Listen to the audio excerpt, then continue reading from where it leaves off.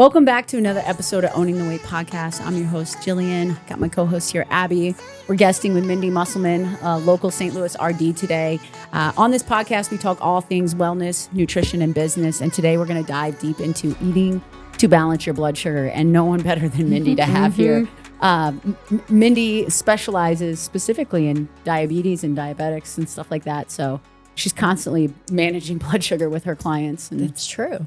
Yes. I am in that world a lot. We did a really great podcast. If you're excited for this, go back a couple episodes ago. We did one on fiber with her and a lot of great content in there as well. That was a fun one. So let's talk a little bit about blood sugar. Why don't we start off by explaining to people what it is and where it comes from? Wow. Make it quick, Mindy. What is blood sugar? So essentially, anytime we eat carbohydrate, and a carbohydrate could be something you think of as a very, healthy choice, like sweet potato. It could be something like a crumble cookie, not such maybe the healthiest choice if you've ever been in there, but very delicious. Oh my gosh, yeah, it's crazy. It's so good, but it's crazy. Anyway, so when you eat any kind of carbohydrate, whether it's sugary or starchy, breaks down into little glucose molecules in your body that gets into your bloodstream. Now, somebody who doesn't have diabetes or prediabetes, their body basically does what I'd say like a normal job of getting that sugar out of the bloodstream in a timely fashion. And insulin comes along to help do that. So, which is a hormone. Yeah. I don't think people know that insulin is a hormone that is produced by your pancreas. There's a lot of hormones in the body. Yeah. So it's essentially the main form of energy for the body. So whenever you eat food, you get energy from that. Now the body will store it in different ways, and it can turn various types of food, whether it's protein or fat, into usable energy, but carbs are the primary source for that. Therefore, glucose is our primary energy source. Okay. So why does your body want to put it away and store it somewhere? Like why does it do that? That's a good one. So if you were stranded on an island, you'd be very thankful that your body is able to store some of that if you had no food source. Now we live in modern times, and for the most part, most people know where their next meal is coming from. There's definitely food insecurity, but for the most part, we can find something to eat. We're not going maybe a week before we hunt our next food or gather something. So the body is designed to essentially store things for a rainy day. Now, another good factor of storage is fat is protective. So you do need some fat in your body to protect your vital organs. Those things are important too. So the body does store energy for several reasons. So are you saying glucose can store as body fat? Yes, it can. Yeah. When does that happen? Typically, when we're eating more than what our body needs in a day, it will start to store fat either in fat cells. It also stores it in the liver. So if you've ever heard of non-alcoholic fatty liver disease, now it has a new name like metabolic liver disease, essentially where it could stem from eating way too much energy, having some metabolic chaos going on in the body. And that fat has really nowhere else to go. The fat cells are pretty unlimited. You mean glucose? The glucose has nowhere else to go. The glucose has nowhere else to go. So it's got to get put into different things. The body's kind of like triaging. What are we going to do with this stuff? Everything that we put into our body, the body has to kind of triage. What are we going to do with this substance? And carbohydrates are pretty plentiful, right? Mm-hmm. Yep. We can access them everywhere. They're, you look in a vending machine, it's primarily carbohydrates. So we bring in a lot of carbohydrates that break down into glucose on a daily basis. And the body has to triage what to do with that. You might be really busy that day and active, and it uses up a lot of what you take in. There's not much that needs to be stored. Or you might be just laying around, binge watching Netflix and snacking. It's one of those days. More is probably going to get stored up. How long is that glucose hanging around in your blood for? Well, if you don't have diabetes or prediabetes, usually about an hour and a half, 2 hours out, your blood sugar is back to normal. And and your body's putting it either in your muscles, your liver, or using it or storing it as body fat. Mm-hmm. 4 spots. Is that correct? Muscle, liver, fat. Those are the main ones. Or using it for energy. Yeah. And your brain uses a lot of energy too. Your brain likes carbs for energy. It can use quick. Fat. Yeah. Quick. Gotcha. So what are some common signs that someone's blood sugar may be imbalanced? Mm-hmm. If somebody is really running high on their blood sugars and they've never been told that and they haven't tested in a long time, they might have more extreme symptoms of thirst, frequent urination, maybe headaches, maybe poor sleep. But for the most part, most people don't have any signs or symptoms of a mildly elevated blood sugar. So that's why it's so shocking to some people when they hear, oh, I have prediabetes. Where did that come from? I feel fine. You probably will feel fine. Like probably won't notice much at all. If your blood sugars are running in the 400s or 500s and you don't know, that's when you'll have the more frequent thirst, the frequent urination. And that's where mostly people with type 1 diabetes, because I don't want to say it happens quickly, but it can. Somebody can be, living their life, and type 1 is diagnosed a lot more in adulthood now than it used to be. But a kid, for example, might get sick, end up in the hospital and like, yeah, you know what? They have been drinking a lot of water and have been like getting up to go to the bathroom all night. Oh my gosh, we had no idea these were signs that my child has type 1 diabetes, because once the blood sugar is 500-600, they have to be hospitalized. So, very extreme for that, not extreme at all when it's just little, what we used to call a touch of sugar. Like, oh yeah, grandma's got a touch of sugar. Well, she had prediabetes and we could have done something about it, but nobody tested it. Wow.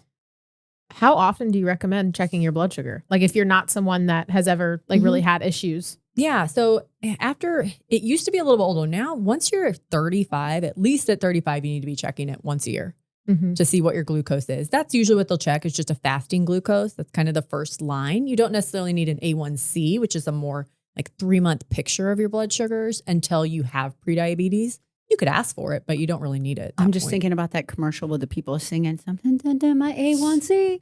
Oh, probably a drug commercial. Yeah, yeah. And they're happy because their A1C's down. It's really swell. Yeah. It's on the A1C. I just picture the girl spinning around her yellow dress. So they take the medicine and it helps the blood sugar go down.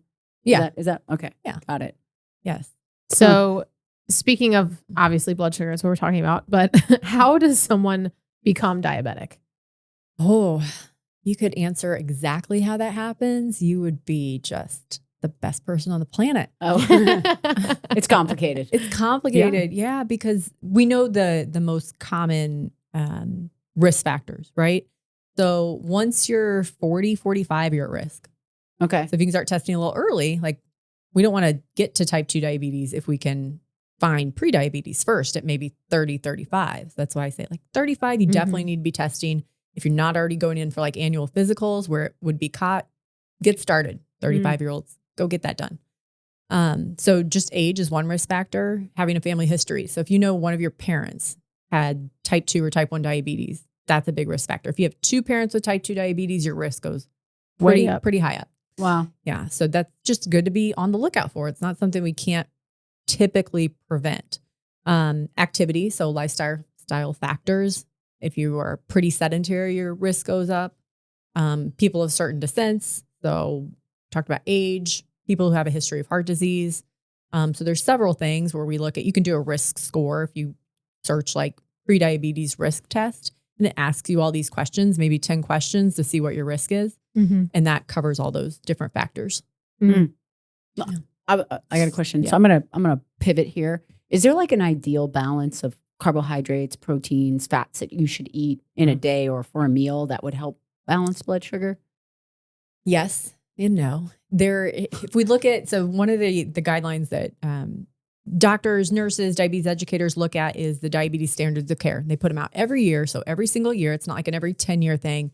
They review all of the literature that's out there, past, what's new, and say, okay, what are we going to recommend based on the science? And when you look at the nutrition section, it's really no one pattern can prevent or treat diabetes. It is to be individualized. Now, if we look at what happens in real life, if I put somebody on a plan, so when we talk about carbs, fat, protein, basically if you break those 3 things down into a ratio of whatever percent, so say 50% of one, 25% of another, and 25. If I put somebody on 70% carbohydrate, that's probably not going to be the best thing to manage their blood sugar, whether it's prediabetes or type 2 diabetes. Gotcha. So I would say moderate carbs is sustainable and helpful. Like somebody doesn't have to cut out all their carbs to manage their blood sugars. I see it all the time. And if somebody has something like hypothyroid too, it's probably going to make it worse. So there is a need for carbohydrate. Can I wake up and breathe and survive without carbs? Yes. Your body can figure out how to use fat for energy, and you can wake up, live and breathe and survive. But when you start factoring in maybe other conditions somebody has, it might not be the best choice for them. Okay. So if I had to give it like a general range, 40% carbs in a day, and then the other 60% split with fat and protein tends to be sustainable, and you get good results on your blood sugar. What about weight loss?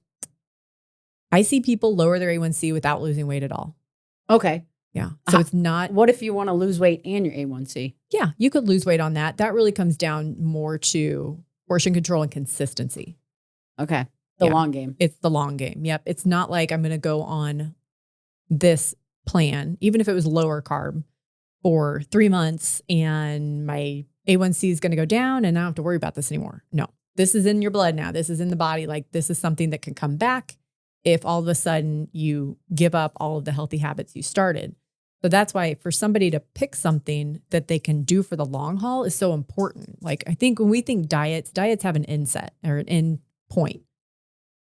Your health doesn't. Like, these have got to be things that just are your new norm. This is just how you do things now. So if we can find a pattern that works with your preferences and with your conditions that you can do for the long haul, I think that's what people have a hard time wrapping their brain around. Like, I've got to change. It's the mindset shift. Yeah. It's the lifestyle change. I mean, like, diabetes is obviously like a condition. And so, like, you got to, I guess, like you said, you catch it with pre-diabetes, it's better. Yeah. I mean, I had a family member who had that, caught it early on, and better now. But like, once you're there, I mean, you're further along on that path, and it's harder to come back, and it's going to have to take more time. It does. And at some point, the pancreas has already lost a lot of its ability to produce insulin. So if somebody has had type 2 diabetes and they haven't really done much for it for 4 or 5 years, and their A1C should be under a 7% if you have diabetes, and say they're running between like an 8 and a 10 on those years,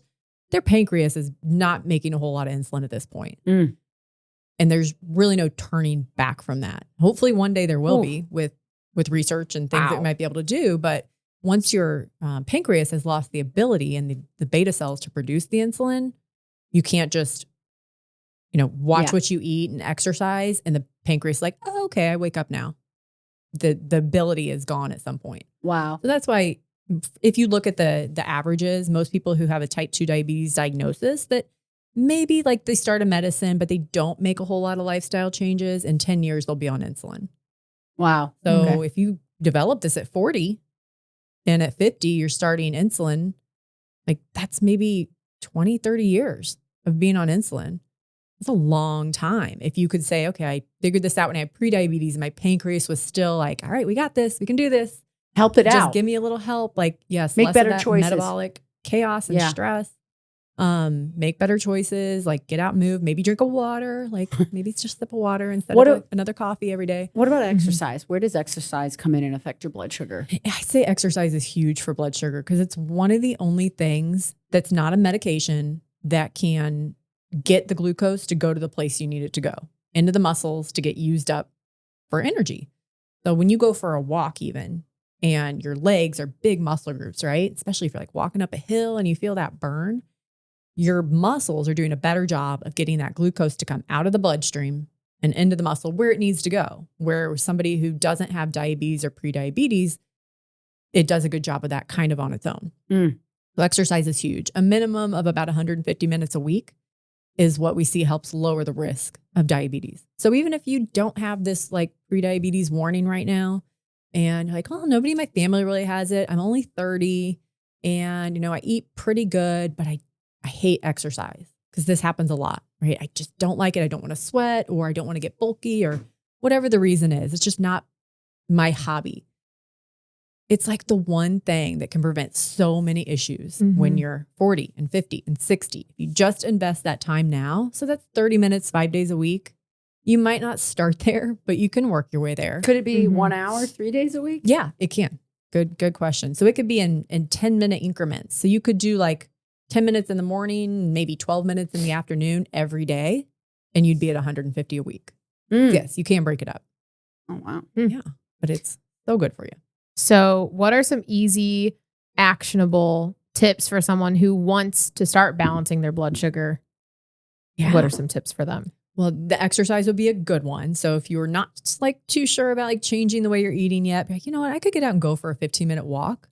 Start there. Just short walks, work your way up. I think anybody who's ever exercised knows that getting started is the hardest part. Like sometimes just, I don't want to go to this class, or I don't want to go to the gym, or I'd rather just stay home. Once you get from point A to point B, it's fine. Like, all right, I'm here now. I'm going to do this. Even if you plan on 15 minutes, it ends up being 30. That's why I love having a trainer. Yeah, that helps too. It's an Seriously, appointment. It's you're an not gonna miss appointment. You're financially invested. They're a Mhm. professional. They You're going hold to you get up- the most out of your time. They hold you there for an hour. Like Mhm. I love it. It's Yeah. such a what do I want to say? An extra, Mhm. but I see so much value in the financial investment because it really holds you to a different level of accountability than if you have a tendency to, I just had something come up, Yeah. or Yep. you pay for it, you're going You're because you're going. going to lose your money. Yeah. And once you've gone for a while and you see the results, you're like, oh, wow, this is great. And it's nice. You have someone on your team cheering you on. Yeah. You know? Yeah. I love that. So, I think exercise is a big one, even just starting with small things. Another one is, and we've talked about this before, is looking at your types of foods and your fiber intake. So I feel like fiber intake gets skipped over a lot for low carb, for high protein. And you can do those things too, but you really want to look at fiber. So fiber is really helpful at managing blood sugars. So when I take in something like a piece of white bread, it breaks down pretty quickly and it turns to sugar pretty quickly. We want to slow that down, and fiber slows that down. Also pretty good for cholesterol. It's really important for the bacteria in your gut. So it's got lots of purposes. So just saying, if I had to look at one thing in my eating pattern, like maybe I should look at how much fiber I'm getting in a day and try to increase that in little increments, because that can help prevent in the long run too. And really make you feel better through your day too, and make you go to the bathroom better. Like win-win. Win-win. So exercise, fiber. I would say too, a third thing for prevention of diabetes, you could look at weight, because weight is one of the things too that in these standards of care, we do find if somebody loses between 7 and 10% of their starting weight, so say, somebody's starting at 200 pounds, what's 7 to 10% of that? Like almost 20 pounds, or about 20 pounds, or 10 pounds. So it doesn't take a whole lot usually to prevent diabetes, but you might want to look at that number. If I'm somebody who has obesity, I probably need to figure out how to lose some weight to reduce my risk. Like I said, I've seen A1Cs go down with no weight loss at all, just with changing things. Wow. But for the long haul, you might want to look at that too and say, okay, what do I need to do lifestyle wise to lose that and keep it off? Because when people just diet for 3 or 4 months, they'll lose weight, but usually by the end of that year, they've gained it back. So something that's going to be a lifestyle change, like if I'm probably carrying some extra weight right now because I'm inactive. Okay, well, the exercise. Or I'm probably carrying extra weight right now, maybe because I've been relying on fast food more than I know I should. Yeah. So it's just that kind of honest conversation. And for many people too, it's like, I really don't know why I'm carrying extra weight. I do this, and they're consistent. And that's a deeper issue, right? Like it's a deeper metabolic issue. But for many people, it's just, what's one thing I know I could do different? If I need to see some weight loss, what could I do? And be consistent. That's some good tips. If you guys are interested in learning more, like I said, there was an awesome fiber podcast we put out several weeks ago. Also, you can connect with Mindy. Go ahead and mention your connections one more time. Sure. My website is wellmyway.com. You can schedule a free discovery call there. It's also on your fit-flavors.com website, and mostly on Instagram at bewellmyway. Perfect. Awesome. Well, thanks guys for tuning in and learning about blood sugar today with us. And we'll catch you next time. Bye.